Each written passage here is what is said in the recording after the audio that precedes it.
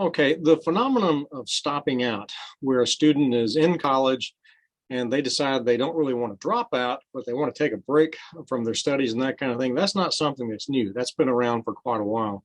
We did see an increase in the number of stop out students for obvious reasons during COVID-19.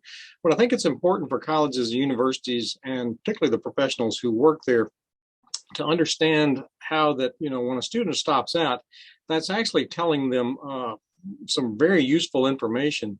And if we can simply adjust the way we do things, a lot of times we can bring these students back and help them to continue and finish their educational pursuits, graduate, and then go on to gainful employment.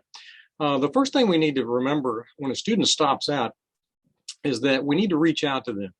We need to have some mechanism in place, some formal system in place that we can contact these students and ask them a series of questions, have a dialogue with them. What are your plans? Do you plan on coming back? What are you going to be doing in the interim period? And so we want to also ask them, what could we do at the college or university that would be, more likely to entice them to come back, and what would make it easier for them to come back and finish their education. We're going to have to get creative in the way that we deal with things.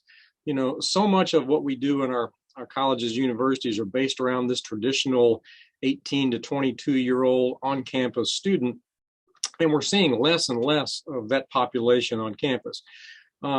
Students today have complicated lives. And so when they do decide to stop out, I think a lot of these students very sincerely have every intention of wanting to come back, but they just can't seem to figure out a way to make that happen. So what we have to do in order to better support stop out students is we have to reach out to them in the way that, they're going to respond. And social media has a lot to do with that these days. And then we're going to have to get more creative in the way we deliver our classes, the college experience in general. And I think we can do that.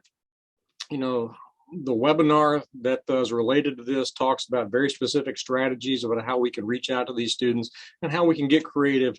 And hopefully, it'll be to their benefit primarily, but it'll also be to our benefit if we can keep these students enrolled and on track to graduation.